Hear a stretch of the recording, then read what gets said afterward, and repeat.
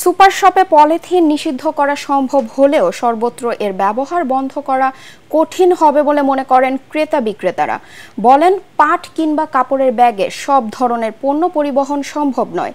কারো কারো মতে পলিথিন উৎপাদনকারী কারখানা বন্ধের পাশাপাশি তদারকি সংস্থার স্বচ্ছতার উপর নির্ভর করছে সরকারি সিদ্ধান্তের সফলতা ব্যর্থতা। মিজান শাহজাহানের রিপোর্ট।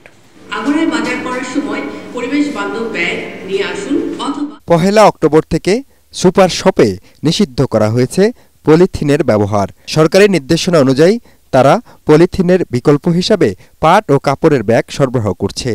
পলিথিনের মতো বিনামূল্যে নয়, এসব ব্যাগের জন্য গ্রাহককে গুনতে হচ্ছে 15 থেকে 30 টাকা পর্যন্ত। মোবাইল ফোনে খুদে বার্তা পাঠিয়ে পলিথিনের বিকল্প ব্যাগ নিয়ে যাওয়ার জন্য বলা হচ্ছে এসব বিক্রয় কেন্দ্র থেকে। পলিথিন ব্যাগ আপাতত পুরোপুরি বন্ধ। আমরা একদম চট ব্যাগ এবং হলো গিয়ে কাপড়ের ব্যাগ আমরা এখন কাস্টমারদেরকে প্রোভাইড করতেছি। ক্রেতারা বলেন, তদারকি সংস্থা আন্তরিক হলে পলিথিনের ব্যবহার বন্ধ করা সম্ভব। 10 থেকে 15 টাকা খরচের একটা ব্যাগ দিয়ে অন্তত পক্ষে 15 থেকে 20 কেজি বাজার অনায়াসে বহন করা যাবে।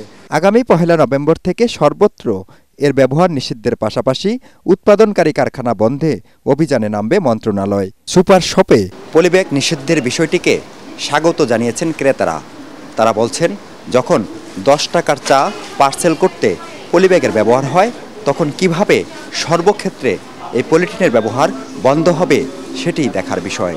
ওষুধের দোকান থেকে শুরু করে খাবার হোটেল, মুদির দোকান, এমনকি মাংসের দোকানেও ব্যবহার করা হচ্ছে পলিথিন।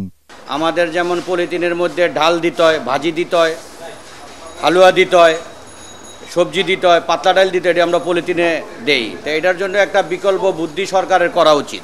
এর আগে বিএনপি জামায়াত জোট সরকার পরিবেশের জন্য ক্ষতিকর পলিথিন বন্ধের উদ্যোগ নিয়েছিল। সেই সময় বন্ধ হয়েছিল রঙিন পলিথিন, কিন্তু বিরতি দিয়ে আবার বাজারে ছড়িয়ে পড়ে সাদা পলিথিন। মিজান শাহজাহান, এটিএন বাংলা, ঢাকা।